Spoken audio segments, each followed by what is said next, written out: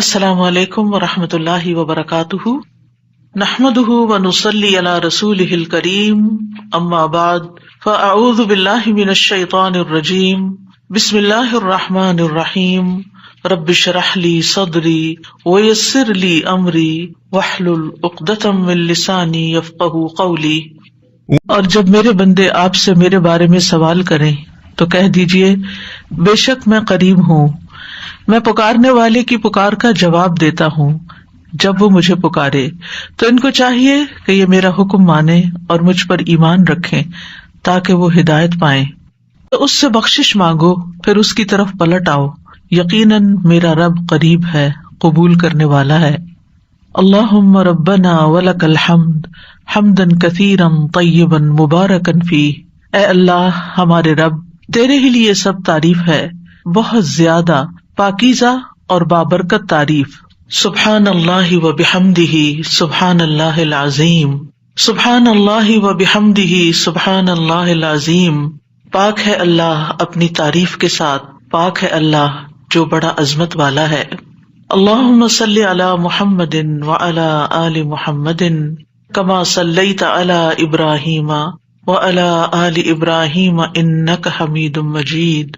اللہم بارک علی محمد وعلی آل محمد کما بارکت علی ابراہیم وعلی آل ابراہیم انک حمید مجید۔ پروگرام قریب مجیب کے سلسلے میں آج ہم غم اور پریشانی سے نجات کی دعاؤں کے بارے میں پڑھیں گے۔ اللہ سبحانہ تعالیٰ نے اس دنیا کو مشقتوں اور مصیبتوں کا گھر بنایا ہے تاکہ انسان کی آزمائش ہو سکے۔ اللہ تعالیٰ نے انسان کی تخلیق کی حقیقت بیان کرتے ہوئے فرمایا، لقد خلقنا الانسان فی کبد، بلا شبہ یقیناً ہم نے انسان کو بڑی مشقت میں پیدا کیا ہے۔ اور اس مشقت سے مراد وہ سختیاں اور مشقتیں ہیں جو انسان اس دنیا میں برداشت کرتا ہے، اور وہ مشقتیں بھی جو برزخ میں ہوں گی، قبر میں ہوں گی، اور وہ جو قیامت کے دن اس کو برداشت کرنا ہوں گی۔ یعنی انسان کی زندگی کا سفر مشقتوں کا سفر ہے، اور اس ریالٹی کو ایکسپٹ کر لینا چاہیے۔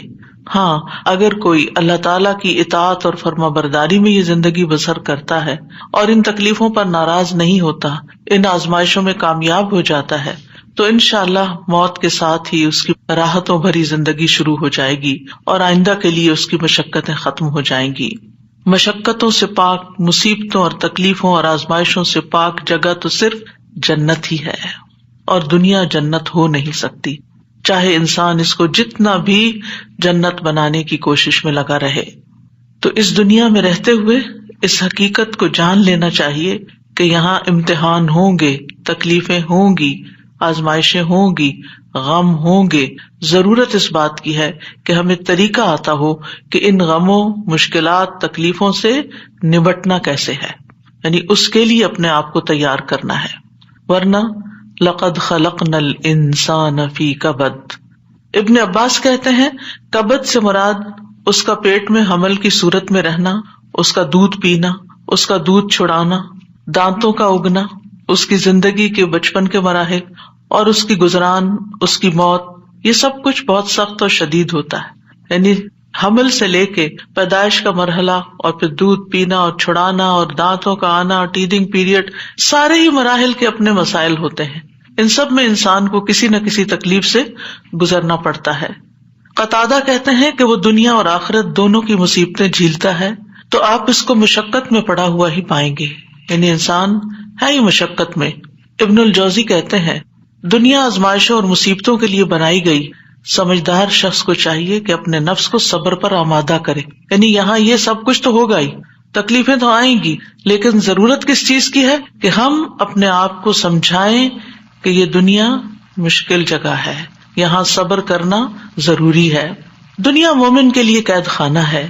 رسول اللہ صلی اللہ علیہ وسلم نے فرمایا، الدنیا سجن المؤمن و جنت الکافر، دنیا مومن کے لیے قید خانہ ہے اور کافر کے لیے جنت ہے۔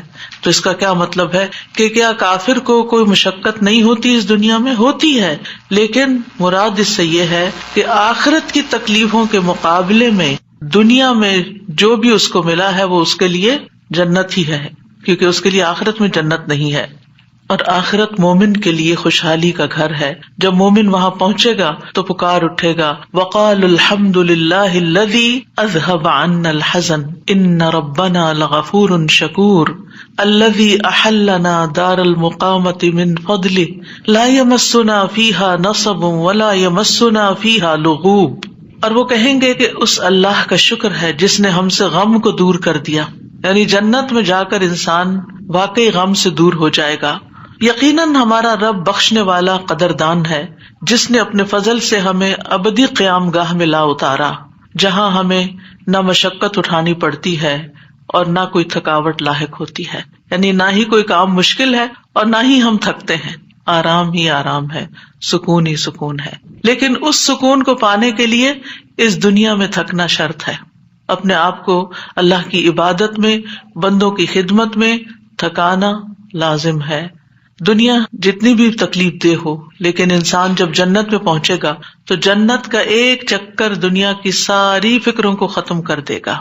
نبی صلی اللہ علیہ وسلم نے فرمایا قیامت کے دن اہل جنت میں سے اس آدمی کو پیش کیا جائے گا جسے دنیا میں لوگوں میں سے سب سے زیادہ تکلیفیں آئی ہوں گی. پھر اسے جنت میں صرف ایک غوطہ دے کر یعنی ایک چکر لگوا کر پوچھا جائے گا اے ابن آدم کیا تو نے کبھی کوئی تکلیف بھی دیکھی؟ کیا تجھ پر کبھی کوئی سختی بھی گزری؟ وہ عرض کرے گا اے میرے رب اللہ کی قسم کبھی نہیں، کوئی تکلیف نہیں دیکھی. ساری تکلیفیں بھول جائیں گی. کبھی کوئی تکلیف میرے پاس سے نہ گزری اور نہ ہی میں نے کبھی کوئی شدت و سختی دیکھی. یعنی ایسی ٹھنڈک، ایسا آرام، ایسا سکون، ایسا لطف آئے گا کہ اس کے حافظے سے بھی نکل جائے گا کہ کبھی اس نے کوئی دکھ دیکھا تھا. تو آج ہم اس سلسلے میں رنج و غم کو دور کرنے والی سب سے بڑی دعا آیت کریمہ کے بارے میں پہلے پڑھیں گے. ارشاد باری تعالیٰ ہے وَذَنُّونِ إِذْ ذَهَبَ مُغَاضِبًا فَظَنَّ أَن لَّن نَّقْدِرَ عَلَيْهِ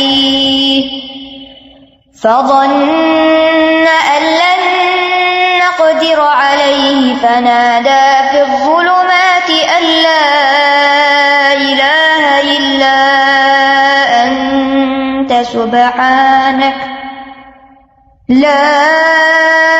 إِلَٰهَ إِلَّا أَنتَ سُبْحَانَكَ إِنِّي كُنتُ مِنَ الظَّالِمِينَ.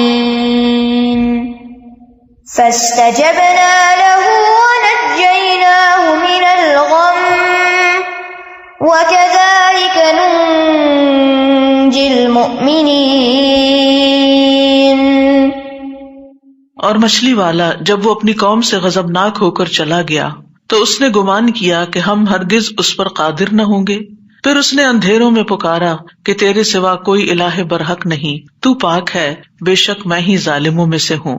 تو ہم نے اس کی دعا قبول کر لی اور اسے غم سے نجات دے دی، اور ہم ایمان لانے والوں کو اسی طرح نجات دیا کرتے ہیں. یہاں ذنون سے مراد یونس علیہ السلام ہے، یعنی مچھلی والے. نون سے مراد مچھلی. یونس علیہ السلام عراق کی ایک بستی نینوا میں مبعوث کیے گئے تھے. انہوں نے اپنی قوم کو توحید کی دعوت دی، لیکن وہ مسلسل انکار کرتے رہے، جیسے کہ ہر قوم کا شیوا رہا. تو آخر ان سے اکتا کر، تنگ آ کر، غصے کی حالت میں ان کے حق میں بد دعا کی اور عذاب کی دھمکی دے کر اللہ کی اجازت کے بغیر انہیں چھوڑ کر نکل پڑے، جس کی انہیں اجازت نہیں تھی. جبکہ منصب رسالت کا تقاضا کیا تھا کہ ان کے کفر اور سرکشی کے باوجود انہی میں رہیں، اور جب تک اللہ تعالیٰ کا حکم نہ آ جائے، جب تک ان کی مدت مہلت پوری نہ ہو جائے، انہیں ہرگز نہ چھوڑا جائے. جیسا کہ نوح علیہ السلام نے 950 سال اسی کشمکش میں، اسی کام میں، اسی محنت میں گزار دیے، اور پھر اس وقت ان کے حق میں بد دعا کی جب ان سے کسی خیر کی توقع نہ رہی. اور جب اللہ تعالیٰ نے انہیں بتا دیا کہ اب اس کے بعد تمہاری قوم میں سے کوئی بھی ایمان نہیں لائے گا، تو اب جب انہیں پتا چل گیا کہ کوئی بھی ایمان نہیں لائے گا تو پھر انہیں اجازت دی گئی کہ وہ ان کے ختم ہونے کی دعا کر لیں، اور انہیں پھر ختم کر دیا گیا. یونس علیہ السلام گھبرا گئے اور اپنی بستی کو چھوڑ گئے، اور بستی سے نکل کر کچھ لوگوں کے ساتھ ایک کشتی میں سوار ہو گئے. جو ہی وہ کشتی آگے بڑھی سمندر میں تو کشتی ڈگمگانے لگی کیونکہ اوور لوڈڈ تھی. اب ساری کشتی کے ڈوبنے کا خطرہ تھا. تو انہوں نے قرعہ اندازی کی کہ ایک آدمی کو کشتی سے نکال دیں تاکہ کشتی کا بوجھ ہلکا ہو جائے اور یہ اپنی منزل تک پہنچ جائے۔ قرے میں یونس علیہ السلام کا نام نکلا، لیکن انہوں نے کشتی سے نکلنے سے انکار کر دیا، لہٰذا دوبارہ قرآن اندازی کی گئی کہ ہو سکتا اب کسی اور کا نام نکل آئے، لیکن پھر آپ ہی کا نام نکلا اور پھر آپ نہیں نکلنا چاہتے تھے کشتی سے۔ پھر تیسری بار قرآن اندازی کی گئی تو پھر آپ ہی کا نام نکلا۔ اللہ سبحانہ وتعالیٰ فرماتے ہیں فَسَاهَمَ فَكَانَ مِنَ الْمُدْحَضِينَ، پھر وہ قرہ میں شریک ہوا تو ہارنے والوں میں سے ہو گیا۔ اب تو کوئی گنجائش ہی نہیں رہی تھی کہ اس کے بعد کچھ قرآن اندازی کی جائے، اب تو انہی کی باری تھی۔ قرہ ان کے نام نکلا۔ یہ دیکھ کر یونس علیہ السلام کھڑے ہو گئے اور انہوں نے دریا میں چھلانگ لگا دی۔ جو ہی انہوں نے چھلانگ لگائی، ایک بہت بڑی مچھلی نے آ کر ان کو نگل لیا۔ آپ اس وقت مچھلی کے پیٹ میں جاتے ہی مسلسل تسبیح کرنے لگے۔ مچھلی ان کو لے کر سمندر کی گہرائیوں میں چلی گئی، اور اب یہاں پر مچھلی کے پیٹ کا اندھیرا اور سمندر کی گہرائیوں کا اندھیرا اور پھر اس کے بعد رات کا اندھیرا۔ تو ایسے میں یونس علیہ السلام نے جس دعا سے مدد لی وہ یہی دعا تھی جو ان آیات میں بیان ہوئی ہے، لا الہ الا انت سبحانک انی کنت من الظالمین۔ تو بہرحال اللہ سبحانہ تعالیٰ نے ان کی دعا سن لی، انہیں غم سے نجات دی، اور مچھلی نے آپ کو ساحل پر اگل دیا، ایسے ساحل پر جہاں نہ کوئی انسان تھا، نہ کوئی پرندہ، نہ کوئی درخت اور نہ کوئی سایہ۔ پھر اللہ کے اذن سے انہیں یعنی کدو کی بیل کا سایہ بھی فراہم کیا گیا اور اس کے ساتھ ساتھ کھانے کو بھی دیا گیا، اور ان کی جب تکلیف دور ہوئی اور وہ چلنے کے قابل ہوئے، کیونکہ ظاہر ہے کہ مچھلی کے اسٹمک میں ایسڈ ہوتا ہے، اور وہ ایسڈ نے ان کی سکن کو اور ان کے پوری ہوش و حواس، ان کی آنکھیں، ان کی ہر چیز کو کتنا متاثر کیا ہوگا۔ تو جب ان کے ہوش و حواس بحال ہوئے اور چلنے کی کچھ طاقت ہوئی تو دوبارہ اسی بستی کی طرف بھیجے گئے۔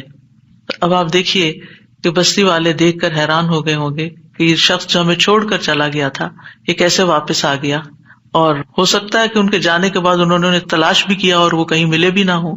اور پھر آپ دیکھیے کہ کس طرح بستی والوں کو یہ ریئلائز ہوا کہ انہوں نے غلط کیا ہے اپنے پیغمبر کے ساتھ، تو وہ ایمان لائے۔ بہرحال پھر ایک مدت تک یہ بستی جو ہے ایمان لا کر دنیا میں جیتی رہی۔ دوسری طرف یونس علیہ السلام کو اللہ سبحانہ وتعالیٰ نے غم سے نجات دی، اور اس طرح ان کی نجات کے بعد ان کو اللہ تعالیٰ نے چن لیا۔ اسی طرح اللہ سبحانہ وتعالیٰ اس بستی کے بارے میں فرماتے ہیں فَلَوْلَا كَانَتْ قَرْيَةٌ آمَنَتْ فَنَفَعَهَا إِيمَانُهَا إِلَّا قَوْمَ يُونُسَ لَمَّا آمَنُوا كَشَفْنَا عَنْهُمْ عَذَابَ الْخِزْيِ فِي الْحَيَاةِ الدُّنْيَا وَمَتَّعْنَاهُمْ إِلَىٰ حِينٍ۔ سو کوئی ایسی بستی کیوں نہ ہوئی جو ایمان لائی ہو، پھر اس کے ایمان نے اسے نفع دیا ہو یونس کی قوم کے سوا۔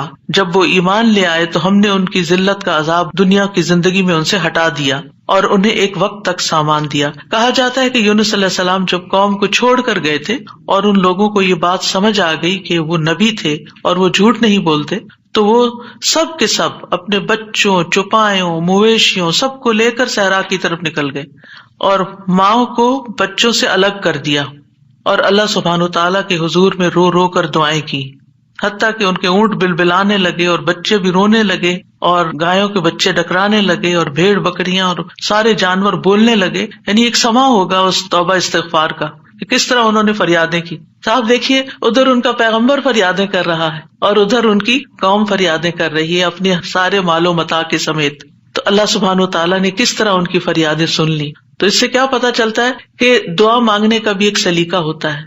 بے روح دعائیں، بس صرف الفاظ کا دہرا دینا، کبھی چپ کر کے دل میں دہرا لینا، کبھی زبان سے لفظ نکالے بغیر صرف منہ سے بول دینا، یہ کافی نہیں ہوتا، بلکہ اس کے لیے بہت ضروری ہوتا ہے کہ انسان اپنی آہ و زاری ظاہر کرے، اللہ سبحانہ تعالیٰ کے آگے اپنی بے قراری کو بیان کرے اور اپنی کیفیت اور اپنے غم اور اپنے دکھ کی داستان سنائے اور محنت کرے دعا میں۔ ہم دعا میں محنت نہیں کرتے، ہم ایک آدھ دفعہ بس کر لیتے ہیں، کبھی تھوڑا بہت آنسو بھی آ گئے، تھوڑا بہت رو پڑے اور بات ختم ہو گئی، اور پھر کہا ہم نے تو بڑی دعا کر لی، ہماری تو سنی نہیں جاتی۔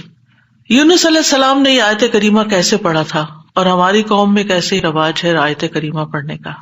یعنی باتیں بھی چل رہی ہوتی ہیں اور گٹنیاں پھینکی جا رہی ہوتی ہیں اور 1.25 لاکھ پورا کرنا ہوتا ہے، اور کوئی صحیح پڑھ بھی رہا ہوتا ہے اور کوئی اس کے پروننسیشن بھی نہیں جانتا اور کچھ سے کچھ اس کو پڑھ رہا ہوتا ہے، اور پھر یہ کہ توقع رکھتے ہیں کہ اب ہم نے 1.25 لاکھ پڑھ کے دے دیا ہے تو ہماری مشکل ضرور آسان ہو جائے۔ حالانکہ بات 1.25 لاکھ کی نہیں، اور قرائن سے کہیں یہ پتہ نہیں چلتا کہ یونس علیہ السلام نے 1.25 لاکھ پورا کیا تھا اور جب وہ اس سے نکلے تھے. ہو سکتا ہے انہوں نے چند ہی بار پکارا، لیکن پوری تکلیف میں جب کراہتے ہوئے روتے ہوئے پکارا تو اللہ سبحانہ وتعالیٰ نے اس دعا کو سن لیا. تو ہم سب کو بھی چاہیے کہ اپنی دعاؤں کے اندر رقت پیدا کریں، خشوع پیدا کریں، عاجزی سے دعا مانگیں، رو کے دعا مانگیں. جو بھی مشکلات اٹکی ہوئی ہیں، جو بھی مسائل ہمارے ارد گرد ہم پہ چھائے ہوئے ہیں، جن چیزوں کی طرف سے بھی ہم پریشان ہیں، جو بھی غم، ہم، حزن اور مستقبل کے فکر اور پریشانیاں، جو چیزیں بھی ہماری زندگی میں عام ہو رہی ہیں، ان سب کو دور کرنے کے لیے ہم اللہ کو پکاریں اور خوب پکاریں. تو اللہ سبحانہ وتعالیٰ نے یہاں ان کا نام نہیں لیا ان آیات میں، بلکہ ذنون کہا، مچھلی والا، کیونکہ نون مچھلی کو کہتے ہیں اور مچھلی نے انہیں نگل لیا تھا. وَذَنُّونِ إِذْ ذَهَبَ مُغَاضِبًا، یعنی غصے میں گئے تھے، ناراض ہو کے گئے تھے قوم سے. فَظَنَّ أَن لَّن نَّقْدِرَ عَلَيْهِ، انہوں نے یہ ہرگز نہیں سمجھا کہ اللہ تعالیٰ ان پر قابو نہ پا سکے گا. یعنی اس کا مطلب ہے کہ انہوں نے سمجھا کہ شاید ان کی پکڑ نہیں ہوگی، یعنی انہیں کچھ کہا نہیں جائے گا. قدرہ کا مطلب ہوتا ہے کسی پہ کوئی چیز تنگ کر دینا، جس سے رزق کی تنگی کے لیے بھی یہ لفظ قرآن میں استعمال ہوتا ہے. مطلب یہ ہے کہ یونس علیہ السلام جب اپنی قوم کو چھوڑ کر نکل رہے تھے تو انہوں نے یہ سمجھا تھا کہ اس پر وہ حق بجانب ہیں اور ان کی پکڑ نہیں ہوگی، یعنی ہم انہیں کچھ نہیں کہیں گے. لیکن پکڑ ہو گئی کیونکہ اللہ تعالیٰ کا حکم نہیں آیا تھا. اچھا، بعض اوقات ہم بھی کچھ اپنی زندگی میں ایسے کام شروع کر دیتے ہیں یا ایسے ڈیسیژن لے لیتے ہیں اور ساتھ ہی اس خوش فہمی میں مبتلا ہو جاتے ہیں، یہ تو معمولی سی بات ہے، اس پہ اللہ تعالیٰ کیا پکڑے گا، اس پہ نہیں پکڑ ہوتی. لیکن کبھی بھی جان بوجھ کے نافرمانی نہیں کرنی چاہیے اور انسان کو حد الوسع کوشش کرنی چاہیے کہ اللہ تعالیٰ کی ناراضگی کے کاموں سے بچے، اور کسی بھی گناہ کو ہلکا نہیں سمجھنا چاہیے، چھوٹا نہیں سمجھنا چاہیے کہ اس پہ نہیں پکڑ ہوتی.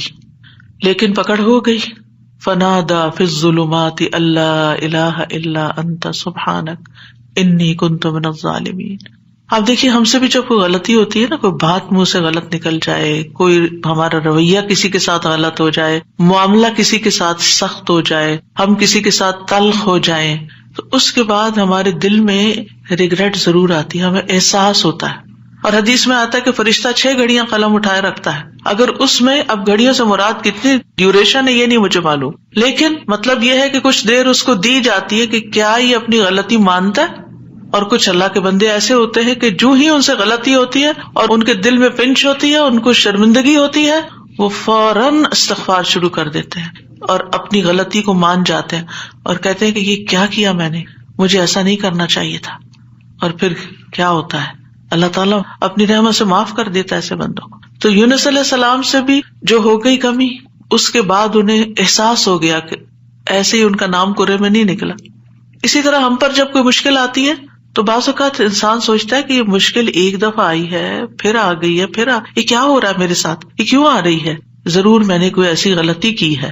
پھر انسان استغفار شروع کر دیتا ہے اور آیت کریمہ کا ورد شروع کر دیتا ہے کہ کوئی مصیبت اللہ کے اذن کے بغیر نہیں آتی.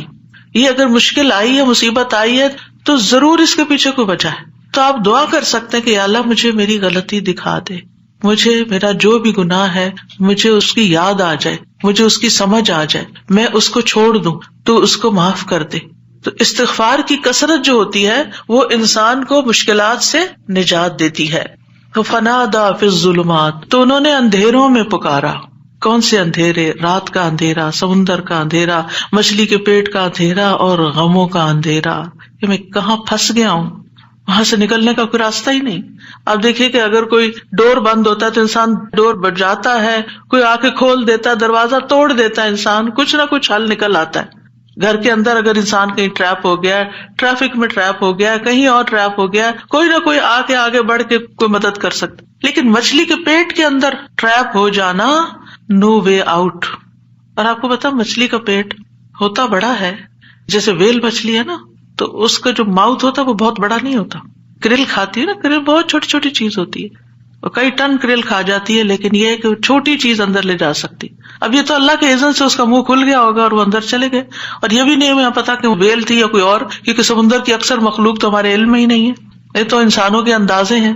تو بہرحال ان کے دل پہ جو غم تھا اور جو تکلیف تھی اس میں انہوں نے پکارا اور سب سے پہلے توحید کا اقرار کیا، لا الہ الا انت، کہ اس وقت مجھے پکا یقین ہے اور مجھے اس پر پورا اعتماد ہے کہ اس مشکل سے صرف تو نکال سکتا ہے، کوئی بھی نہیں، میری فریاد سننے والا کوئی نہیں، میری مدد کرنے والا کوئی نہیں، میرے کام آنے والا کوئی نہیں۔ تو آپ دیکھیے مشکلات کے حل کے لیے سب سے پہلی چیز توحید کا اقرار کرنا چاہیے۔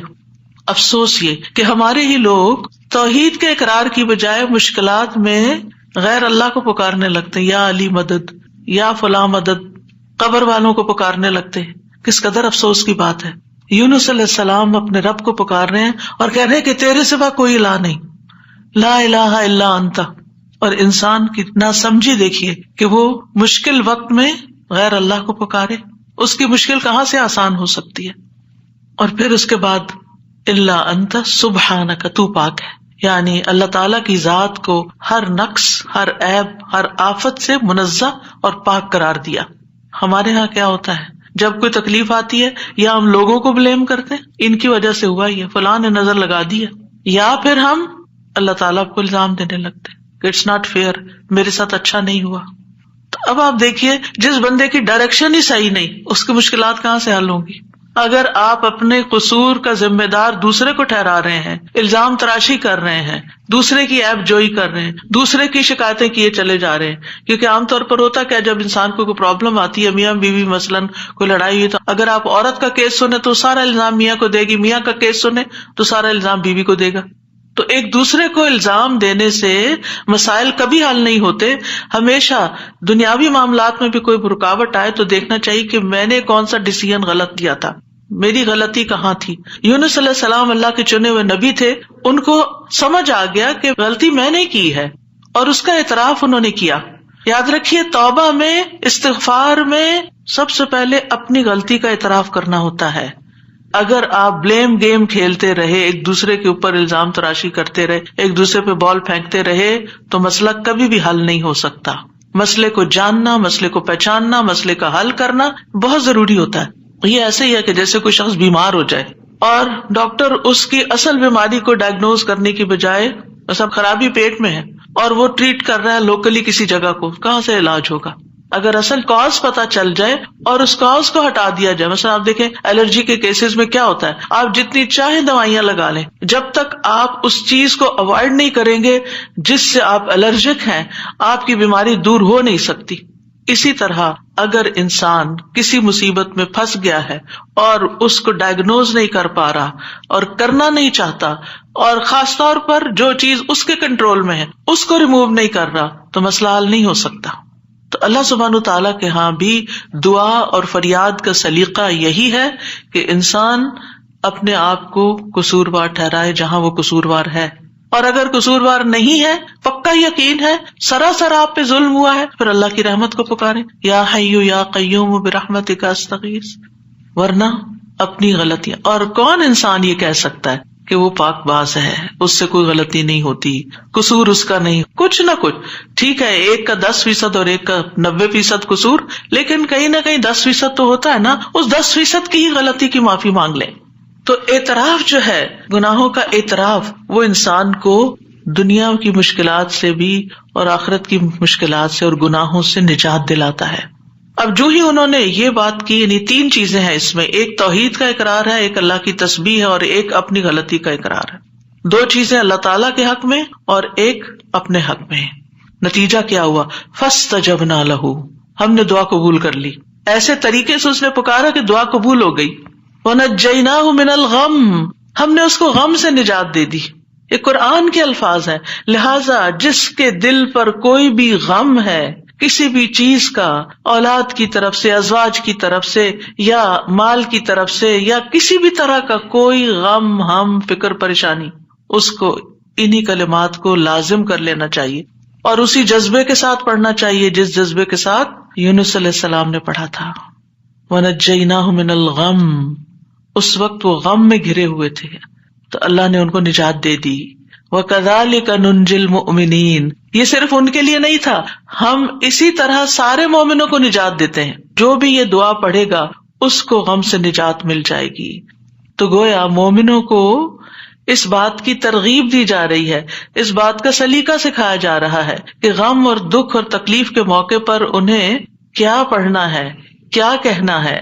اور جب انسان یہ دیکھتا ہے کہ سابقہ مومنین کو اس دعا کی وجہ سے تکلیف سے نجات ہوئی، تو اس کا ایک یقین بڑھ جاتا ہے کہ اللہ تعالیٰ میری تکلیف بھی دور کر دے گا۔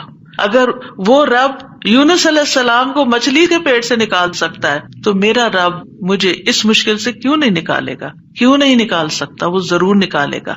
تو اس سے خاص طور پر یہ بات پتہ چلتی ہے کہ تحلیل یعنی لا الہ الا اللہ اور تسبیح سبحان اللہ یا سبحانک، یہ ہر غم کو دور کرنے کے لیے مجرب نسخے ہیں۔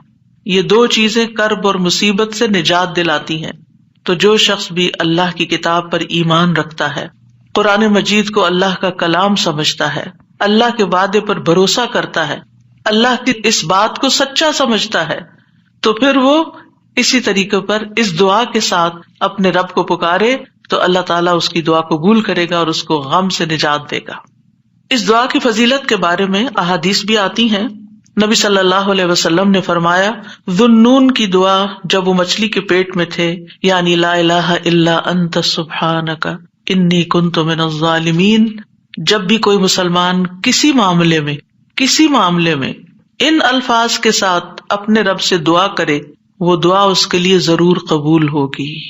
اللہ سبحانہ تعالیٰ کے بعد نبی صلی اللہ علیہ وسلم نے بھی اس بات کو کنفرم کیا ہے کہ یہ دعا مسائل کا حل ہے۔ بہت لمبے چوڑے وظیفے پڑھنے کی بھی ضرورت نہیں، لیکن پڑھیں تو کوالٹی کے ساتھ، درد کے ساتھ، تڑپ کے ساتھ، تکرار کے ساتھ، اصرار کے ساتھ، افتقار کے ساتھ، اپنی محتاجی ظاہر کرتے ہوئے، اپنی غلطی کا اعتراف کرتے ہوئے۔ اسی طرح سلسلہ صحیحہ کی حدیث ہے، رسول اللہ صلی اللہ علیہ وسلم نے فرمایا، کیا میں تمہیں ایسی چیز نہ بتا دوں کہ جب تم میں سے کسی آدمی کو رنج و الم اور دنیا کی آزمائشوں میں سے کوئی آزمائش آئے تو وہ اس دعا کو پڑھے تو اس کی تکلیف دور ہو جائے گی۔ تو آپ سے کہا گیا کیوں نہیں؟ آپ نے فرمایا وہ مچھلی والے کی دعا ہے، لا الہ الا انت سبحانک انی کنت من الظالمین، کہ جس کو بھی آزمائش آئے وہ یہ دعا پڑھ لے تو اس کی دعا قبول ہو جائے گی، آزمائش ختم ہو جائے گی۔ ایک روایت میں آتا ہے، سعد کہتے ہیں، ایک مرتبہ مسجد نبوی میں میرا گزر عثمان بن عفان رضی اللہ عنہ کے پاس سے ہوا۔ میں نے انہیں سلام کیا، انہوں نے نگاہیں بھر کے مجھے دیکھا لیکن جواب نہیں دیا۔ میں عمر بن خطاب رضی اللہ عنہ کے پاس آیا، ان سے 2 دفعہ سوال کیا کہ کیا اسلام میں کوئی نئی چیز پیدا ہو گئی ہے؟ انہوں نے کہا نہیں، کیوں، کیا ہوا؟ میں نے کہا میں ابھی مسجد میں عثمان رضی اللہ عنہ کے پاس سے گزرا تھا، میں نے انہیں سلام کیا، انہوں نے نگاہیں بھر کے مجھے دیکھا لیکن جواب نہیں دیا۔ عمر رضی اللہ عنہ نے پیغام بھیج کر حضرت عثمان کو بلا لیا اور فرمایا کہ اپنے بھائی کے سلام کا جواب دینے میں آپ کو کیا رکاوٹ پیش آئی، کس چیز نے آپ کو روکا؟ عثمان رضی اللہ عنہ نے کہا کہ میں نے تو ایسا نہیں کیا۔ سعد کہتے ہیں میں نے کہا بالکل ایسا ہی کیا ہے۔ کہتے ہیں حتیٰ کہ عثمان رضی اللہ عنہ نے قسم کھا لی تو میں نے بھی قسم کھا لی۔ پھر عثمان رضی اللہ عنہ کو کچھ یاد آ گیا تو انہوں نے کہا بلا واستغفر اللہ واتوب الیہ، ہاں ایسا ہوا ہے، میں اللہ سے معافی مانگتا ہوں اور توبہ کرتا ہوں۔ آپ ابھی ابھی میرے پاس سے گزرے تھے، دراصل میں اس وقت ایک بات سوچ رہا تھا جو میں نے رسول اللہ صلی اللہ علیہ وسلم سے سنی تھی، اور اللہ کی قسم جب بھی مجھے وہ بات یاد آ جاتی ہے میری آنکھیں پتھرا جاتی ہیں اور میرے دل پہ پردہ آ جاتا ہے، یعنی مجھے اپنی ہوش نہیں رہتی۔ کہتے ہیں سعد نے کہا میں آپ کو اس کے بارے میں بتاتا ہوں۔ رسول اللہ صلی اللہ علیہ وسلم نے ایک مرتبہ کسی گفتگو کی ابتدا میں ایک دعا کا ذکر کیا تھا، تھوڑی دیر کے بعد ایک دیہاتی آیا، اس نے آپ کو مشغول کر لیا، یہاں تک کہ جب رسول اللہ صلی اللہ علیہ وسلم کھڑے ہوئے تو میں بھی آپ کے پیچھے پیچھے چلا گیا۔ جب مجھے اندیشہ ہوا کہ جب تک میں آپ کے قریب پہنچوں گا آپ اپنے گھر پہنچ چکے ہوں گے تو میں نے اپنا پاؤں زمین پر مارا تو رسول اللہ صلی اللہ علیہ وسلم نے میری طرف توجہ کی، پوچھا یہ کون ہے؟ ابو اسحاق ہے؟ کہتے ہیں میں نے عرض کیا جی یا رسول اللہ صلی اللہ علیہ وسلم۔ آپ نے فرمایا کیا بات ہے؟ کہتے ہیں میں نے عرض کیا کہ آپ نے ہمارے سامنے ابتدا میں ایک دعا کا تذکرہ کیا تھا اور پھر ایک دیہاتی نے آپ کو مشغول کر لیا اور آپ نے وہ بتائی نہیں دعا۔ آپ نے فرمایا ہاں وہ یونس علیہ السلام کی دعا ہے جو انہوں نے مچھلی کے پیٹ میں مانگی تھی، یعنی لا الہ الا انت سبحانک انی کنت من الظالمین. کوئی بھی مسلمان جب بھی کسی معاملے میں ان الفاظ کے ساتھ دعا کرے گا تو دعا ضرور قبول ہوگی. اب آپ دیکھیے کہ یہ صحابہ ہیں، یعنی کہنے کو تو یہ حدیث کا آخری حصہ میں سنا کے آگے چلتی، لیکن مجھے یہ بات اس لحاظ سے اچھی لگتی ہے کہ اس میں ہمارے سیکھنے کی کچھ اور باتیں بھی ہیں. وہ یہ کہ اتنے جلیل القدر صحابی جو رسول اللہ صلی اللہ علیہ وسلم کے انتہائی قریب تھے، یعنی ان سے پائس امت میں کون ہو سکتا ہے نا؟ حضرت عمر ہو، حضرت عثمان ہو، حضرت علی ہو، حضرت ابوبکر رضی اللہ عنہ ہو، لیکن انسان تھے اور ان پر بھی ایسی غیر معمولی کیفیات آتی تھیں کہ وہ اپنی سوچوں میں یا اپنے حالت میں ایسے مشغول ہوتے تھے کہ ان کو سامنے کی چیز نظر نہیں آتی تھی. بعض اوقات ایسا کوئی غم ہوتا ہے، کوئی بات ہوتی ہے، ہو سکتا ہے نبی صلی اللہ علیہ وسلم نے آپ کی آخری وقت کے بارے میں فتنوں کی کوئی پیشن گوئی کی ہو، کیونکہ یہاں بات کا نہیں پتا چلتا کہ کون سی بات ان کو ہر چیز بھلا دیتی تھی. دوسری بات یہ کہ بعض اوقات انسان کا حافظہ ایسے ساتھ چھوڑ جاتا ہے کہ وہ کہتا ہے کہ یہ کام ہوا ہی نہیں. نہ صرف یہ کہ وہ کہتا ہے نہیں، بلکہ اس کے بعد قسم بھی کھا لیتا ہے. اب دونوں صحابہ نے قسم کھا لی، بعد میں احساس ہوتا ہے اوہ ہاں اب یاد آیا. ہو سکتا ہے آپ کے ساتھ کبھی ایسا کوئی مرحلہ ہوا ہو اور اس کے بعد کس قدر شرمندگی ہوئی. پچھلے دنوں میرے ساتھ یہی ایک معاملہ ہوا. کسی نے مجھے کچھ امانت دی کسی کو دینے کے لیے، اور میں جلدی میں تھی، وہ جلدی سے رکھ کے ڈرار میں بھول گئی. اس کے بعد جس کی امانت تھی اس نے مجھ سے پوچھا تو میں نے کہا کہ بالکل نہیں، مجھے تو کچھ پتا نہیں، کچھ پتا نہیں. 2-3 دفعہ انہوں نے پوچھا، انہیں ہر دفعہ کہا مجھے کچھ پتا نہیں، ایسا کچھ بھی نہیں. لا حول ولا قوت الا باللہ. پھر جب اس شخص سے پوچھا گیا تو پھر دور جا کے مجھے یاد ہے، ہاں وہ میں نکل رہی تھی اور جلدی میں ایسے ہوا تھا. اور میں سوچوں کہ یا اللہ، ایسی پھر تکلیف ہوتی ہے نا اندر کہ اتنی دفعہ میں نے غلط بیانی کی. حافظے کی کمزوری اب اس انسیڈنٹ کو بالکل بھول جانے کی وجہ سے. خاص طور پر اگر میں کلاس کے لیے نکل رہی ہوں اور مجھے کوئی کچھ بات کہے تو مجھے سمجھ نہیں آتی یہ کیا کہہ رہا ہے. یعنی آپ کی زندگی میں بھی کوئی ایسے اوقات ہوتے ہیں نا جب آپ کسی ضروری کام یا ضروری سوچ میں، تو بچے آ کے کچھ کہتے ہیں وہ فلاں آیا ہے، فلاں کا فون ہے، اور آپ ایسے سنی انسنی کر دیتے ہیں جیسے آپ کو علم ہی نہ ہو. ہم سب انسان ہیں، ہم کمزور ہیں، ہم سے ایسی غلطیاں ہوتی ہیں، ہمیں ایسی غلطیوں کا احساس ہوتے ہی معافی مانگ لینی چاہیے. اور یہ جو ہم استغفار کرتے ہیں تو وہ کہتے ہیں کون سا گناہ کیا، کوئی گناہ تو ہے نہیں، کس بات کا استغفار، بے شمار گناہ ہیں ہمارے. اور ہم نے اپنا اعمال نامہ کوئی نہیں دیکھا اب تک کہ جس سے ہمیں یہ پتا چلے کہ وہ مٹ چکے ہیں کہ نہیں مٹ چکے، اور ہمیں اسٹل ابھی اور بھی معافی مانگنے کی ضرورت ہے. تو جب تک ہماری جان میں جان ہے، ہم سے کچھ نہ کچھ غلطیاں، کمیاں، کوتاہیاں ہوتی رہیں گی، جانے انجانے. خلق الانسان ضعیفا، ہم کمزور پیدا کیے گئے، چاہے ہم نیکی کے، علم کے، اخلاق کے کسی بھی مرتبے پر ہوں، ہم کمزور ہیں، ہم میں کوئی بڑائی نہیں ہے اور ہم سب غلطیاں کرتے ہیں. تو ہونا کیا چاہیے، جو ہی یاد آئے غلطی تو غلطی کا اعتراف کر لینا چاہیے، معافی مانگ لینی چاہیے. بندوں سے بھی مانگ لینی چاہیے، اللہ سے بھی معافی مانگ لینی چاہیے، اور پھر اللہ تعالیٰ کی طرف رجوع کرنا چاہیے. تو اللہ سبحانہ وتعالیٰ معاف کر دینے والا ہے، اور وہی ایک اکیلا ہے جو مشکلات سے نکال سکتا ہے. یہ پکا یقین ہونا چاہیے، اور جتنا زیادہ یہ یقین ہوگا نا، اتنا ہی زیادہ ہم اللہ کی طرف رجوع کریں گے، اتنا ہی زیادہ محبت کے ساتھ پھر اللہ ہی کو پکاریں گے کہ دروازہ یہی ہے جس کو کٹکھٹانا ہے، ہمیں ادھر سے ہی مسئلہ حل ہونا ہے اور کوئی رستہ نہیں ہے. جتنی توحید خالص ہوگی اتنی دعا مؤثر ہوگی. اور یہ دعا جو ہے اس کو دعا الکرب بھی کہا جاتا ہے، تکلیف دور کرنے والی دعا. ہمارے ہاں اس کو آیت کریمہ کہا جاتا ہے، ورنہ ہر آیت آیت کریمہ ہے. کریمہ کا مطلب معزز، اور اس کی کوئی گنتی مقرر نہیں ہے. لیکن اگر آپ تکرار سے پڑھیں، 100 دفعہ پڑھ لیں، 20 دفعہ پڑھ لیں، 50 دفعہ پڑھ لیں، ضرور پڑھ لیں، کو وہ منع بھی نہیں ہے. لیکن ایک مخصوص تعداد میں پڑھنے سے ہی مشکل کا حل ہونا، یہ یقین رکھنا یہ غلط ہے، ایسا نہیں ہونا چاہیے. تو اس دعا میں پھر دوہرا دیتی ہوں کیونکہ اصل سبق یہ ہے جو آپ کو سیکھنا ہے. اور دعا تو آپ کو سب کو آتی، پہلے سے بھی پتا ہے، اور یہ حدیثیں بھی سنی ہوئی ہیں. جس چیز کو پلے باندھنا، جس چیز کو پکڑ کے رکھنا ہے، وہ کیا چیز ہے کہ جس سے یہ دعا اتنی افیکٹو ہے. تو اس میں 4 چیزیں ہیں. ایک ہے توحید، دوسرے ہے اللہ کو ہر عیب اور نقص سے پاک قرار دینا، تیسرے اپنے عبودیت کا اقرار کہ میں بندہ ہوں، غلطیوں والا ہوں، اور چوتھے اپنی غلطی اور کوتاہی کو مان جانا، اپنی غلطی کا اعتراف کرنا. جس بندے کے اندر یہ 4 چیزیں ہوں گی، جس دعا میں یہ 4 چیزیں آ جائیں گی، انشاءاللہ وہاں مسائل حل ہو جائیں گے.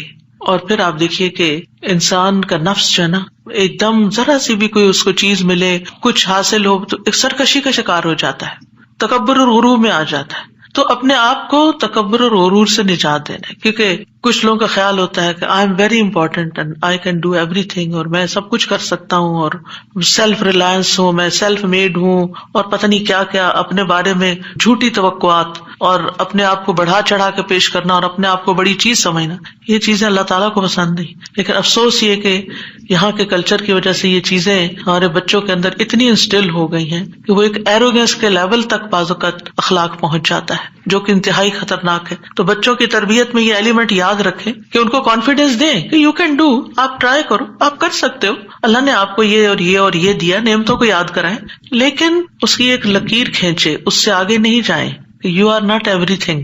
کرنے والا اللہ ہے، انسان صرف اسباب اختیار کرتا ہے، لیکن ساری طاقت لا حول ولا قوت الا باللہ. اور پھر یہ کہ اللہ تعالیٰ کی جو خالق کی عظمت ہے اور اس کی جو اہمیت ہے ہماری زندگی میں، اس کا اظہار اور اقرار کرنا اور اس کو پاک قرار دینا اور اس سے ظلم کی نفی کرنا کہ آپ ظالم نہیں، میں ظالم ہوں، انی کنت من الظالمین، اور غلطیاں میری ہیں، یہ بہت ضروری ہے. جہاں تک غم اور پریشانی کا تعلق ہے زندگی میں، تو یاد رکھیے کہ غمگین رہنا ایمان کی علامت نہیں، ٹھیک ہے؟ یعنی ہر وقت غمگین نہیں رہنا چاہیے، غم ایمان کے مراتب میں سے نہیں. ابن قیم رحمہ اللہ کہتے ہیں جان لیں غم راستے کی رکاوٹوں میں سے ہے. یعنی اللہ کی طرف جانے والا جو راستہ ہے، سالک کہتے ہیں نا جانے والے کو، آپ نے سنا ہوگا لفظ سالک.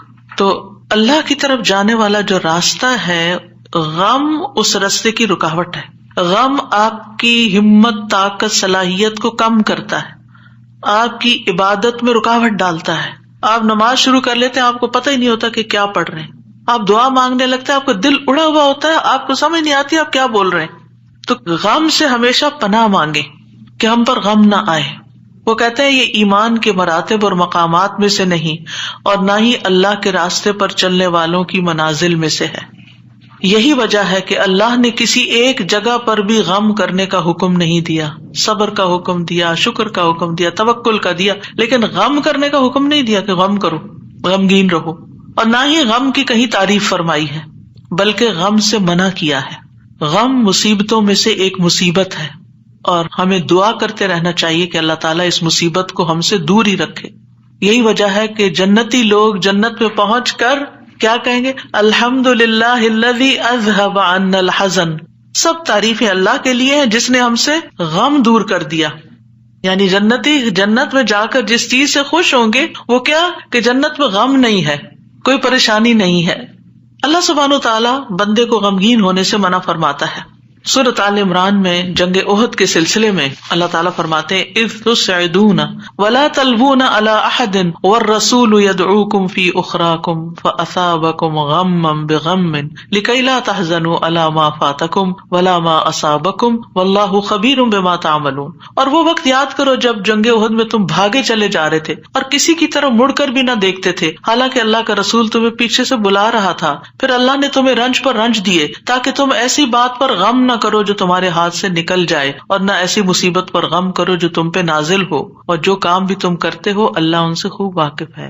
یعنی یہ ٹریننگ ہو رہی تھی، یعنی ایک کے بعد ایک صدمہ کیوں آیا؟ تاکہ غم زندگی سے نکل ہی جائے. پھر فرمایا وَلَا تَهِنُوا وَلَا تَحْزَنُوا وَأَنْتُمُ الْأَعْلَوْنَ إِن كُنتُم مُؤْمِنِينَ. اتنی تکلیف اٹھا کے، سب سے بڑی تکلیف مسلمانوں کے لیے کیا تھی کہ نبی صلی اللہ علیہ وسلم کا دانت مبارک شہید ہو گیا تھا اور آپ کو چوٹ لگی تھی اور آپ گر پڑے تھے. تو یہ بہت بڑا صدمہ تھا. 70 لوگ شہید ہو چکے تھے، گھر گھر میں آفت آ گئی تھی. لیکن اتنے بڑے صدمے کے بعد بھی اللہ تعالیٰ کا حکم کیا ہے؟ وَلَا تَهِنُوا وَلَا تَحْزَنُوا. غمگین مت رہو، غم نہیں کرو. غم کا موقع ہے، غم کی بات ہے، لیکن فرمان نہیں غم نہیں کرنا، کیونکہ غم انسان کو کھوکھلا کر جاتا ہے، غم انسان کو کمزور کر جاتا ہے. تمہیں تو آئندہ ابھی اور مقابلے کرنے ہیں، اور اگر تم غم منانے بیٹھ گئے تو ہمت، جرت سب کچھ چلا جائے گا، بزدل ہو جاؤ گے. غم ایک مصیبت نہیں، غم مصیبتوں کی لائن لے کے آتا ہے، ایک کے بعد ایک مصیبت اس کے ساتھ چلی آتی ہے. اس لیے غمگین نہیں ہونا. موسیٰ علیہ السلام کی والدہ نے جب موسیٰ علیہ السلام کو چھوڑنا تھا دریا میں، تو اللہ تعالیٰ نے ان کی طرف الہام کیا کہ بچے کو دودھ پلاتی رہو ابھی، پھر جب تجھے اس کے قتل کا خوف ہو تو اسے دریا میں ڈال دینا اور کیا کرنا؟ ولا تخافی ولا تحزنی، نہ خوف کرنا نہ غم کرنا. اللہ اکبر. کوئی بھی ماں جس کا بچہ چھوٹا ہو وہ تو کسی دوسرے کے ہاتھ میں بھی بچے کو دیتے ہوئے خوف اور غم کا شکار ہوتی ہے. خوف کیا ہوتا ہے؟ پتہ نہیں گرا ہی نہ دے بچے کو. اور غم کیا ہوتا ہے کہ جدائی ہو گئی ہے بچے سے، پتہ نہیں یہ کیا سکھا دیں اس کو، پتہ نہیں یہ کیسے پیش آئے اس سے. تو ماں اگر اپنا بچہ کسی اور کو دیتی ہے تو غمگین ہوتی. کہاں یہ کہ باسکٹ میں ڈال کے دریا میں ڈال دو، اور ساتھ اللہ کا حکم خوف اور غم کرنا ہی نہیں. اب بتائیں کیا کرے، کیسے دل کو تھامے. یہی اصول سیکھ لیں زندگی کے لیے. جہاں کہیں غم پاس آئے، کہیں رونا آئے، کہیں دکھی ہوں، اللہ تعالیٰ کا یہ فرمان یاد کر لیں. اور ہے بھی عورت کے لیے، وَلَا تَخَافِي وَلَا تَحْزَنِي. اپنے آپ کو خود یاد کرائیں. وَلَا تَخَافِي وَلَا تَحْزَنِي کہتی رہیں. وَلَا تَخَافِي وَلَا تَحْزَنِي، نہ خوف کرو نہ غم کرو، اللہ ہے نا، اللہ مشکل آسان کر دے گا. جس چیز پر بھی تکلیف غم ہوتا ہے اللہ تعالیٰ دن بدلیں گے، یہ سارے حالات بدل جائیں گے. آپ اگر اپنے ماضی کو دیکھیں، کتنے ہی واقعات ایسے ہوئے جن پہ آپ بے حد غمگین ہوئے، پھر ابھی کیوں نہیں ہو رہے ہو؟ تو گزر گیا نا. تو اگر اس وقت بھی تھوڑا کنٹرول کر لیتے تو اچھا ہی تھا. کیونکہ یہ جو سٹریس ہوتا ہے نا، اور یہ غم اور خوف کا مجموعہ سٹریس پھر بن جاتا ہے. اور یہ جو سٹریس ہوتا ہے نا، یہ انسان کو بیمار کر دیتا ہے، فزیکلی بھی کمزور کرتا ہے، اور ایمانی اعتبار سے بھی کمزور کرتا ہے، روحانی اعتبار سے کمزور کرتا ہے. انسان کا دل کمزور ہو جاتا ہے، چھوٹی سی بات سنتا ہے تو اس کے حواس باختہ ہو جاتے ہیں، کسی بھی چیز کا مقابلہ نہیں کر پاتا. تو اللہ سبحانہ تعالیٰ نے ان کو کہا غم نہ کرو، بے شک ہم اسے تیرے پاس واپس لانے والے ہیں، واپس ہمارے پاس آئے گا. اور آپ اپنا بچہ کسی کو بھی دیتے ہیں تو واپس آپ ہی کے پاس آتا ہے، اور اسے رسولوں میں سے بنانے والے، اللہ یہ کہ اللہ اپنے پاس بلا لے، پھر تو ہم سے زیادہ اللہ کا ہے نا. انا للہ و انا الیہ راجعون. نبی صلی اللہ علیہ وسلم نے غار ثور میں کیا کیا تھا؟ اذ ہما فی الغار اذ یقول لصاحبہ لا تحزن، غم نہیں کرنا، ان اللہ معنا. یعنی کس طرح بے یار و مددگار انسان ایک ایسی جگہ پر ہو جہاں ساری قوم دشمن بنی ہوئی ہو اور پھر بھی غم نہ کرے، سارے ساتھ چھوڑ دے، الٹا مخالفت کرے، جان کے دشمن بن، پھر بھی غم نہیں کرو، غم نہیں کرو. اور حضرت ابوبکر تو نبی صلی اللہ علیہ وسلم کے لیے غمگین ہو رہے تھے نا. ابن قیم کہتے ہیں 4 چیزیں جسم کو برباد کر دیتی ہیں: پریشانی، غم، بھوک اور بیداری. پریشانی اور غم پختہ عزم کو کمزور کر دیتے ہیں اور دل میں کمزوری پیدا کر دیتے ہیں، اور بندے اور اس کے کاموں میں محنت کرنے کے درمیان رکاوٹ بن جاتے ہیں جو کام اس کے لیے مفید ہوتے ہیں. یعنی آپ پروڈکٹیو نہیں رہتے، اور یہ سفر کا راستہ کاٹ دیتے ہیں. یعنی جو اللہ کی طرف جانے کا راستہ ہوتا ہے نا، اسے کاٹ دیتے ہیں اور اس کو پسپائی کی طرف الٹا کر دیتے ہیں، یا رکاوٹ بن کر اس کو سفر سے روک دیتے ہیں. یعنی وہ اللہ کی طرف جانا ہی بند کر دیتا ہے. یعنی ایک شخص اچھا بھلا کچھ سیکھ رہا ہوتا ہے، کلاسز جوائن کی بھی ہوتی ہے، کوئی کام کر رہا ہوتا ہے، یا کسی بات سے غمگین ہو جاتا ہے، جانا ہی چھوڑ دیتا. ابھی کیوں نہیں آ رہے؟ بس ڈپریشن کا شکار ہے، کہیں جانے کو دل نہیں کرتا. آپ اچھا بھلا ایک کام کر رہے تھے، آپ بیکار ہو کے بیٹھ گئے، کیا یہ نقصان نہیں ہے؟ اور اس غم کی حالت میں انسان کی عقل ایسے ماری جاتی کہ اس کو اپنا نقصان بھی نہیں سمجھ آتا کہ میں اپنا ہی نقصان کر رہا ہوں، اپنے آپ کو کھا رہا ہوں. غم کیا ہے؟ خود کو کھانا. تو خود کو کھانے سے تو مسئلہ حل نہیں ہوگا. مسئلہ تو جہاں ہے وہی ہے، وہ تو اللہ نے دور کرنا ہے. اس سارے کیفیت کو، اس احساس کو، اس شدت کو دعاؤں میں لگا دیں، دعاؤں میں کنورٹ کر دیں. امام ابن قیم کہتے ہیں یا اس کے علم سے رکاوٹ بن جاتے، علم کے لیے رکاوٹ بن جاتا ہے غم. تو یہ چیزیں سفر پر جانے والے کی پشت پہ بہت بھاری بوجھ ہیں. پریشانی، غم، بھوک اور بیداری.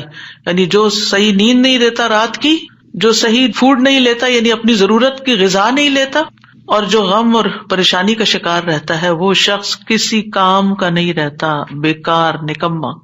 اور آپ دیکھیں جب انسان بیکار ہوتا ہے نا، جو کوئی کام کا نہیں ہوتا، کسی کی خدمت اور مدد میں نہیں ہوتا، وہ تنہا ہو جاتا ہے، اس کی کوئی قدر و قیمت نہیں رہتی، کوئی اس کو لک فارورڈ نہیں کرتا، کوئی اس سے محبت نہیں کرتا. بیکار انسان اپنی قدر گنوا دیتا ہے. وہ کہتے ہیں پنجابی کا محاورہ ہے، چم نہیں کم پیارا. چم کا مطلب ہوتا ہے چمڑا، اسکن.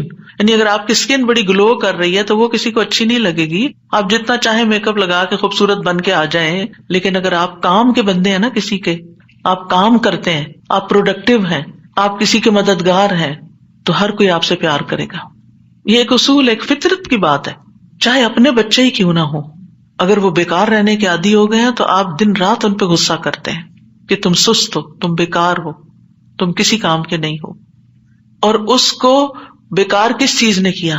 فکر، پریشانی، غم، دکھ، تکلیف، ان چیزوں نے، تو ان کا علاج کرنا ہوگا۔ ابراہیم بن ادہم کہتے ہیں غم دو طرح کے ہوتے ہیں، ایک غم تمہارے حق میں ہے اور ایک غم تمہارے خلاف ہے، پس وہ غم جو تمہارے حق میں ہے وہ آخرت کے بارے میں غم کرنا ہے۔ سارے غموں کو ایک میں ڈھال لے، اور وہ ہے آخرت کا غم کہ وہاں میرا کیا ہوگا، کیا میں جنت میں جا سکوں گی یا نہیں۔ وہ کہتے ہیں کہ ایک غم تمہارے حق میں ہے، وہ آخرت کے بارے میں غم کرنا اور اس کی خیر و برکات کے بارے میں غم کرنا ہے، اور وہ غم جو تمہارے خلاف ہے وہ دنیا اور اس کی زینت کے بارے میں غم کرنا ہے، دنیا کے فائدوں کے بارے میں غم کرنا کہ کوئی چیز چلی گئی۔ وہ دنیا کی زینت کیا ہے؟ مثلاً اپنی جوانی، اپنا حسن، یہ ساری چیزیں کیا ہے وقت کے ساتھ ساتھ ڈھل جاتی ہیں۔ پھر کچھ لوگ اس پر غم لگا بیٹھتے ہیں کہ ہم پہلے سے خوبصورت نہیں رہے، پہلے سے اسمارٹ نہیں رہے، پہلے سے ایکٹیو نہیں رہے، اور کچھ لوگ تو ہر وقت رونا ہی روتے رہتے ہیں، اب میرا حافظہ کمزور ہو گیا ہے، اب میں سوچ نہیں سکتی۔ ایک خاتون کو میں جانتی ہوں کہ پچھلے 20 سال سے یہی بات ہر وقت کرتی ہے جب ملتی ہیں۔ اتنی بیزاری ہوتی ہے ایسی باتیں سن کے، کیونکہ جب آپ ایسی باتیں کرتے رہتے ہیں نا تو اس سے آپ دوسروں کو بیزار کرتے ہیں اور اپنی قدر کھوتے ہیں کہ اچھا اب یہ بندہ بیکار ہو گیا ہے، اب یہ کام کا نہیں رہا، چھوڑو اس کو۔ ہم کیا چاہتے ہیں؟ ہمدردی لینا دوسرے سے، یہ کہہ کے کہ میں کمزور ہوں، بیمار ہوں، ہم سمجھتے ہیں دوسرے ہمدردی کریں، ایک دن کریں گے، 2 دن کریں گے، پھر کیا ہوگا؟ ہر وقت تھوڑی کریں گے۔ ہر وقت ہائے ہائے کرتے رہنے سے آپ دوسروں کو بیزار کرتے ہیں۔ المؤمن القوی خیر واحب الی اللہ من المؤمن الضعیف، قوی مومن، طاقتور مومن بہتر ہے، اچھا ہے، خیر ہے، اور اللہ کو زیادہ پیارا ہے کمزور مومن سے۔ اب آپ اللہ کے پیارے بننا چاہتے ہیں یا نہیں؟ بننا چاہتے ہیں تو بہادر ہو جائیں، ہوشیار ہو جائیں، غموں کا رونا اتار پھینکیں۔ پھر آپ دیکھیے ابن قیم کہتے ہیں جب انسان صبح کرے اور شام کرے اور اس کی صرف ایک ہی فکر ہو اور وہ ہے اللہ سبحانہ تعالیٰ کے ساتھ رابطہ جوڑنا، تو ایسے انسان کی تمام ضرورتوں کو اللہ اپنے ذمے لے لیتا ہے، ساری ضرورتیں۔ یعنی آپ اللہ تعالیٰ کے ساتھ کنیکٹ رہیں اور لوگوں کو بھی اللہ سے کنیکٹ کریں، آپ کے کام اللہ کے ذمہ، اور اللہ تعالیٰ اس سے ہر پریشان کرنے والے کام کا ضامن ہو جاتا ہے۔ سبحان اللہ، کتنی بڑی بات ہے۔ اور اس کے دل کو اپنی محبت کے لیے، اس کے زبان کو اپنے ذکر کے لیے، اور اس کے اعضاء کو اپنی اطاعت کے لیے فارغ کر دیتا ہے۔ لیکن اگر وہ صبح شام اس حال میں کرے کہ دنیا ہی اس کی پریشانی ہو، کہ دنیا ہی اس کی پریشانی، دنیا کی کوئی چیز اس کی پریشانی بنی ہوئی ہے، کوئی انسان ہے، کوئی کام ہے، کوئی چیز ہے، تو اللہ اس پر دنیا کے غم، پریشانیاں اور تکلیفیں لاد دیتا ہے۔ ایک پریشانی ہے نا، ایک اور آ جائے گی، ایک اور آ جائے گی، اور آ جائے گی، کٹھی ہو جائیں گی، اس کو اس کے نفس کے حوالے کر دیتا ہے۔ تو اللہ اس کے دل کو اپنی محبت سے ہٹا کر مخلوق کی محبت میں مشغول کر دیتا ہے۔ یہ بھی ایک سزا ہوتی ہے کہ انسان انسانوں کی محبت کا قیدی ہو جاتا ہے، ان کی خوشی سے انسان خوش، ان کے غم سے انسان غمگین، اس کی اپنی کوئی زندگی نہیں، اس کے اپنے پاس خوش ہونے کے لیے کوئی چیز ہی نہیں، اور اس کی زبان کو اپنے ذکر سے ہٹا کر لوگوں کے ذکر کے ساتھ مشغول کر دیتا ہے، پھر وہ لوگوں کی باتیں کرتا رہتا ہے۔ وہی کتنی بیزاری ہوتی ہے نا جب لوگ لوگوں کی کوئی خراب باتیں آپ سے کریں، کسی کے عیب کھول لیں آپ کے سامنے، کسی کی غیبت کریں، کسی کے الزام تراشی کریں، یا اپنی لڑائی جھگڑوں کو اس طرح ذکر کریں، یہ کوئی خوشگوار گفتگو تو نہیں ہوتی۔ تو یہ بھی سزا کی ایک قسم ہوتی کہ ہر وقت انسان اس قسم کی باتیں کرتا رہے اور اس کے اعضاء کو اپنی اطاعت سے ہٹا کر لوگوں کے کاموں میں مشغول کر دیتا ہے۔ انبیاء کا خاص وصف یہ تھا کہ وہ آخرت کو ہر وقت یاد رکھتے تھے اور ہر معاملے کو اسی کو پیش نظر رکھ کے نبھاتے تھے۔ ان کے بارے میں آتا ہے انا اخلصناہم بخالصۃ ذکر الدار، بے شک ہم نے انہیں ایک خاص صفت کے ساتھ چن لیا جو اصل گھر کی یاد ہے، یعنی وہ آخرت کو یاد کرتے رہتے ہیں، ان کا غم آخرت کے بارے میں ہے۔ سورۃ الانبیاء میں ہی آتا ہے انہم کانوا یسارعون فی الخیرات ویدعوننا رغبا ورہبا وکانوا لنا خاشعین، یقیناً وہ نیکیوں میں جلدی کرتے تھے اور ہمیں رغبت اور خوف سے پکارتے تھے اور ہمارے لیے عاجزی کرتے تھے۔ سفیان ثوری کہتے ہیں وکانوا لنا خاشعین کے بارے میں کہ غم ان کے دلوں میں پھیل کر ان کو پگھلانے والا ہوتا ہے، یعنی اللہ کے حضور جھکانے کے لیے۔ آخرت کا غم انہیں اللہ کی طرف مائل کرتا ہے، کیونکہ مالک یوم الدین بھی تو وہی ہے نا، فیصلہ بھی قیامت کے دن اسی کے ہاتھ میں ہے، لہٰذا فکر اس بات کی ہونی چاہیے کہ وہ ہمارے حق میں کیسے فیصلہ کرے گا۔ اللہ کرے کہ رحمت والا معاملہ فرمائے۔ صحابہ بھی آخرت کا غم ہی لگائے رکھتے تھے. عبد الرحمن بن عوف کے پاس کھانا لایا گیا، وہ روزے سے تھے. انہوں نے کہا مصعب بن عمیر شہید کیے گئے، وہ مجھ سے بہتر تھے. انہیں جس چادر کا کفن دیا گیا اس سے ان کا سر چھپاتے تو پاؤں نکل آتے، پاؤں چھپاتے تو سر کھل جاتا. پھر ہمارے لیے دنیا کشادہ کر دی گئی. ہمیں تو یہ ڈر ہے کہ کہیں ہماری نیکیوں کا بدلہ ہمیں اس دنیا میں ہی نہ مل جائے. اور پھر آپ رو پڑے، کھانا بھی چھوڑ دیا. حسن بصری کا حال یہ تھا کہ جب بھی ان سے ملاقات ہوتی ایسا لگتا کہ ابھی کوئی مصیبت آئی، یعنی آخرت کی فکر اتنی کرتے تھے. نظر کہتے ہیں میں عمر بن عبدالعزیز کے پاس گیا تو وہ رونے کے قریب تھے، ہمیشہ آہیں بھرتے رہتے تھے، گویا ساری مخلوق کا غم انہی کو ہے، حالانکہ ان کو آخرت کی فکر ہوتی تھی. سفیان ثوری کہتے ہیں لوگوں کا غم ختم ہو چکا ہے. آپ نمازیوں میں ایک شخص کو دیکھیں گے اس پر کوئی نہ غم ہے نہ خوف ہے. وہ کہتے ہیں پہلے ایک آدمی نماز پڑھتا تھا، پھر آپ اس کو دیکھتے کہ بیٹھا ہوا ہے اور اس کی نماز اس کو غم میں بھڑکا دیتی، یعنی اس کو رونا آتا نماز میں آخرت کی یاد کی وجہ سے. آج اگر ہمیں نماز میں رونا آتا بھی ہے تو کس وجہ سے آتا ہے؟ ہم سب اپنا جائزہ لیں، ہر کوئی اپنا اپنا. پچھلے ایک مہینے کے اندر سوچئے میں کتنی بار روئی ہوں اور کیوں روئی ہوں. دنیا کے غم میں روئی ہوں یا آخرت کے غم میں روئی ہوں. ہم کیوں روتے ہیں؟ اس نے مجھے ہرٹ کر دیا، یہ مسئلہ آ گیا، فلاں آ گیا. یہ چھوٹے مسئلے ہیں، یہ وقت کے ساتھ ختم ہو جائیں گے. جو آگے آپ بڑھیں گے یہ مسئلے پیچھے رہتے جائیں گے. لیکن آگے جو آ رہا ہے نا، کل جس کو دیکھنا ہے وہ ہے مشکل وقت، اس کا غم لگا لیں. پیچھے نہ دیکھیں، آگے دیکھیں. صحابہ نماز ضائع ہونے پہ غم زدہ ہوتے تھے، عبادت نہ کر سکنے پر غمگین ہوتے تھے، فتنوں میں پڑنے پہ غمگین ہوتے تھے، ہر دن زندگی کو کم کر رہا ہے اس بات میں غمگین ہوتے تھے. اس بات میں نہیں کہ دنیا چھوڑ جائیں گے تو کیا بنے گا، یہ سارے ہمارے مال اسباب اور جو ہم نے اتنی محنت سے کمائے ہیں اس کا کیا ہوگا. اس بات کا غم کہ حساب کا وقت قریب آ رہا ہے، ہر دن موت سے قریب کر رہا ہے، ہر دن قبر سے قریب کر رہا ہے. آگے میرا حساب ہونا ہے، میں کیا اس کے لیے تیار ہوں؟ کیا میں نے اپنے سارے کام نپٹا لیے؟ تو بات یہ ہے کہ رنج و غم زندگی کا حصہ ہے، لیکن دنیا کا غم نیچے آ جانا چاہیے اور آخرت کا غم اوپر آ جانا چاہیے. یہ ہم نے کرنا ہے. اور دنیا کے غموں سے بچنے کے لیے سب سے پہلے توحید کا یقین، اللہ کی طرف رغبت، تقدیر پر یقین کہ جو تکلیفیں آ رہی ہیں نا یہ تقدیر کا حصہ ہیں، ان کو ایکسپٹ کر لیا جائے کہ اب ایسا ہونا تو ہو گیا نا، اب جو نئی زندگی اس میں ایڈجسٹ کیا جائے، اللہ سے اچھا گمان رکھا جائے. پھر ہم و غم ملنے پر اجر پر نظر رکھی جائے. جب کوئی تکلیف پیش آئے کسی بھی قسم کی، کوئی رکاوٹ، تکلیف، دکھ، پریشانی، تو اس پر جو اجر ملتا ہے انسان کو، اس کو اپنے سامنے رکھے انسان. حدیث میں آتا ہے رسول اللہ صلی اللہ علیہ وسلم نے فرمایا کسی مومن آدمی کو جب بھی کوئی تکلیف یا کوئی بیماری یا رنج، یہاں تک کہ اگر اسے کوئی فکر ہو تو اس کے گناہوں کا کفارہ ہو جاتا ہے. ایک اور روایت میں آتا ہے یہاں تک کہ جو چوٹ اسے لگتی ہے یا کوئی کانٹا چبھتا ہے وہ بھی اس کے گناہوں کا کفارہ ہوتا ہے. اور ویسے بھی وہ حدیث تو بارہا آپ نے سنی کہ انسان کا درجہ اللہ کے ہاں بلند لکھا ہوتا ہے اس کی قسمت میں، لیکن اس کے عمل تھوڑے ہوتے ہیں، تو اللہ تعالیٰ اس کو کسی مشکل میں ڈالتا ہے تاکہ صبر کر کے بلند درجے تک پہنچ جائے. پھر انسان دنیا کے معاملے میں اگر غم ہے تو اپنے سے زیادہ غم والوں کو دیکھ لے، ان کی پریشانیوں کو دیکھے، انبیاء کی آزمائشوں اور تکلیفوں کے بارے میں پڑھے، جانے کہ ان پہ کیسے کیسے غم آئے. پھر اپنے آپ کو اللہ کے سپرد کرے، اپنا معاملہ اللہ کے حوالے کرے، اور جو کام اللہ نے کرنے کو دیے نا ان کی پلاننگ کرے اور وہ کرے. اپنے دل کا حال اللہ کے سامنے رکھے. انما اشکو بثی وحزنی الی اللہ، کثرت سے اللہ کا ذکر کرے کیونکہ اللہ کے ذکر میں دلوں کو اطمینان ہوتا ہے. الا بذکر اللہ تطمئن القلوب، تسبیحات کی کثرت کر دے. نبی صلی اللہ علیہ وسلم نے فرمایا جو اپنے مال کو خرچ کرنے سے بچائے، دشمن سے مقابلہ کرنے سے ڈرے، رات سے خوف کھائے کہ وہ اس کو پریشان کرتی ہے، تو وہ اس قول کی کثرت کر دے سبحان اللہ والحمد للہ ولا الہ الا اللہ واللہ اکبر. اور اگر ولا حول ولا قوت الا باللہ بھی پڑھ لے تو اس کا اپنا فائدہ ہے الگ سے. پھر یہ کہ اپنے فرائض اور اپنی ذمہ داریوں کو پورا کرے انسان. بہت دفعہ انسان کی بیکاری اس کو غمگین کرتی ہے، کرنے کا کوئی کام نہیں ہے، فارغ ہے، کوئی مقصد نہیں زندگی میں، کوئی منزل نہیں، کچھ اچیو کرنے کو نہیں، دن آتا ہے چلا جاتا ہے. تو یہ چیزیں بھی انسان کو پریشان رکھتی ہیں. جب آپ کی گول سیٹنگ ہوگی ہر روز کی، صبح سویرے اٹھتے ہی اور ارلی مارننگ کام شروع کر دیں گے تو پریشانیاں بھاگ جائیں گی، ان کو آپ کے پاس آنے کا وقت نہیں ملے گا کیونکہ آپ مصروف ہیں، آپ ان کو ٹائم نہیں دیں گے کیونکہ آپ کے پاس اور کام ہے. لیکن جب آپ فارغ ہوتے ہیں تو وہ آ جاتی ہیں آپ کا دل اڑانے.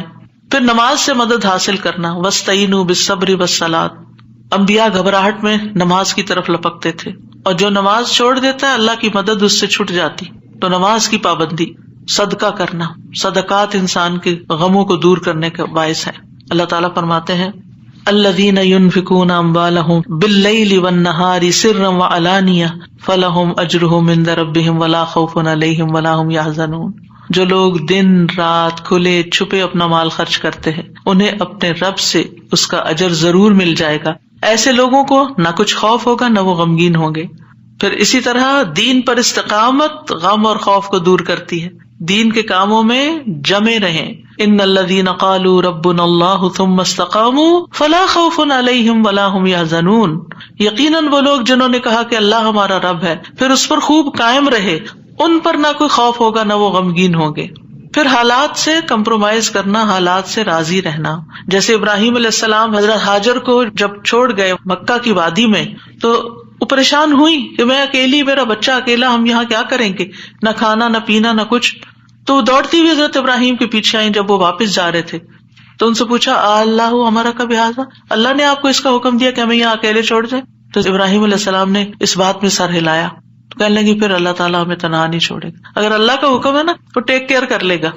ایسے ہی بندہ مومن کہتا ہے اگر یہ اللہ کا فیصلہ ہے نا تو وہ میری ٹیک کیئر کر لے گا، مجھے فکر کرنے کی ضرورت نہیں ہے.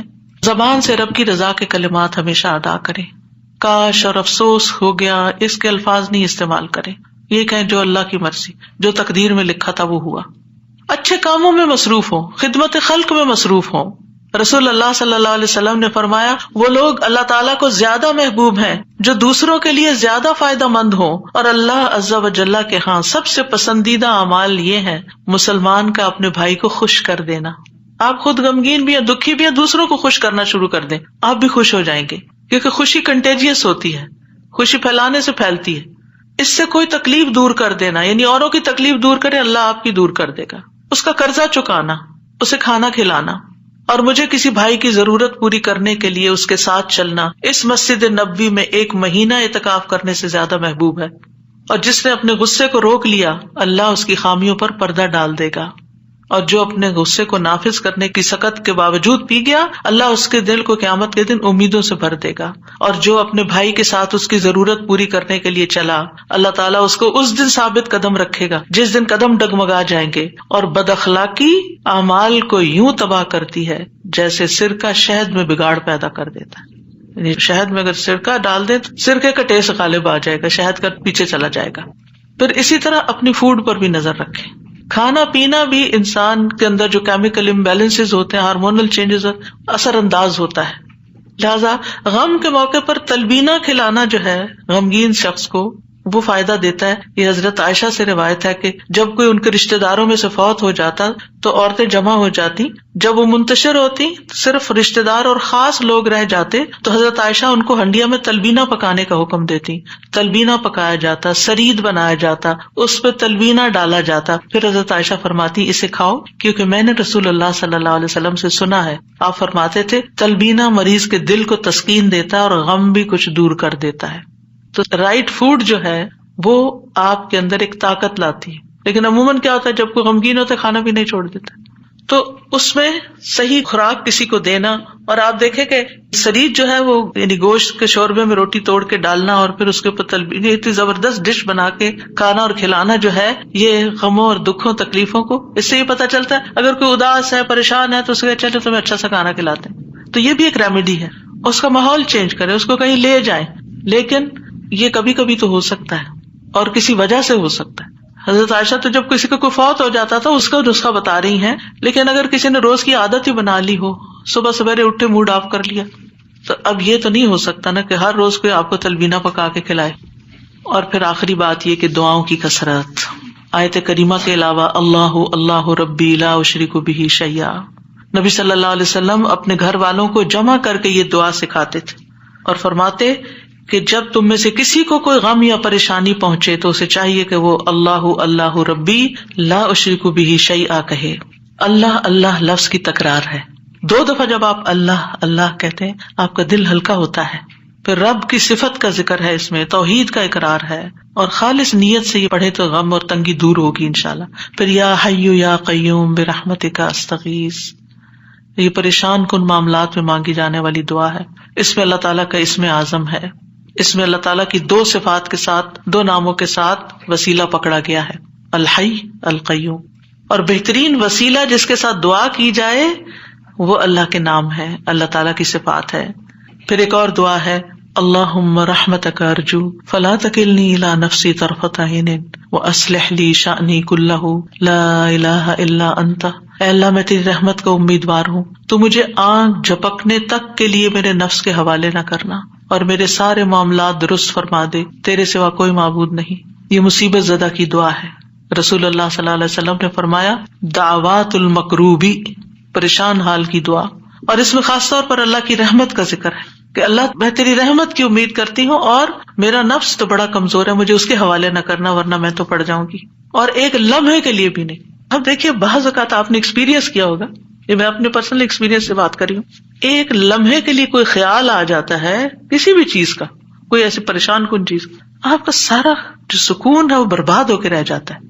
تو میں اس وقت سوچتی ہوں کہ یہ شیطان تھا جس نے وار کیا ہے تاکہ اس بندے کا جو اطمینان قلب اور سکون اور خشوع اور سب برباد ہو.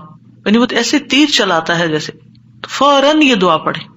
پھر نبی صلی اللہ علیہ وسلم تکلیف آنے پر یہ دعا پڑھتے، لا الہ الا اللہ العظیم الحلیم، لا الہ الا اللہ رب العرش العظیم، لا الہ الا اللہ رب السماوات ورب الارض ورب العرش الکریم.